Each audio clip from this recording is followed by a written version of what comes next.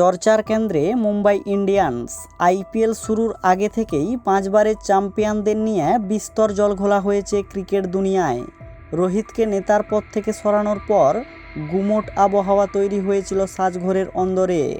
আইপিএলের প্রথম 2 ম্যাচেই পরাজিত হয় মুম্বাই।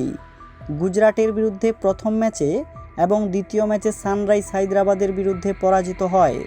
নেতা হিসাবে হার্দিকের একাধিক সিদ্ধান্ত নিয়ে তৈরি হয়েছে বিতর্ক। গুজরাটের বিরুদ্ধে মাঠেই হার্দিকের সিদ্ধান্তে অসন্তোষ প্রকাশ করতে দেখা যায় বুমরাকে। উত্তপ্ত বাক্য বিনিময় হয় হার্দিক ও রোহিতের মধ্যে।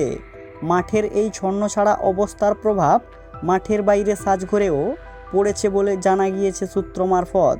রোহিত হার্দিক রেষারেষির ফলাফল শেষমেশ কী দাঁড়ায় সেদিকেই অধীর আগ্রহে তাকিয়ে রয়েছেন ক্রিকেট জনতা। তবে ইগোর লড়াইয়ে দল যে ক্ষতিগ্রস্ত হতে চলেছে তা বুঝতে পারছেন সমর্থকরা। ক্যাপ্টেন হার্দিক পান্ডিয়ার নেতৃত্বে এই সিজনে প্রথম 2 ম্যাচেই জয় পায়নি মুম্বাই। পান্ডিয়ার ক্যাপ্টেন্সির উপর উঠেছে নানা প্রশ্ন। মাঠেই হার্দিককে দেখলেই ভক্তরা রোহিত শর্মার নাম নিয়ে হার্দিককে উপহাস করতে শুরু করেছেন। ভক্তরা চাইছেন রোহিতকে ক্যাপ্টেন হিসাবে দেখতে।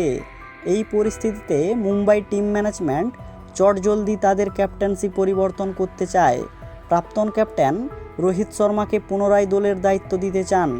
সানরাইজ হায়দ্রাবাদের বিরুদ্ধে মুম্বাই ইন্ডিয়ান্স দলের হতাশাজনক পারফরম্যান্সের পর মুম্বাই ফ্র্যাঞ্চাইজির মালকিন নীতা আম্বানি রোহিত শর্মার হাতে ক্যাপ্টেন্সি তুলে দেওয়ার জন্য উদগ্রীব হয়ে রয়েছেন।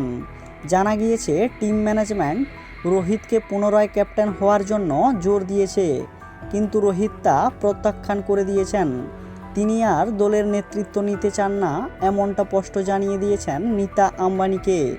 এর থেকে বোঝা যায় আসন্ন ম্যাচগুলিতে মুম্বাই ইন্ডিয়ান্স দলের নেতৃত্ব দেবেন হার্দিক পান্ডিয়াই।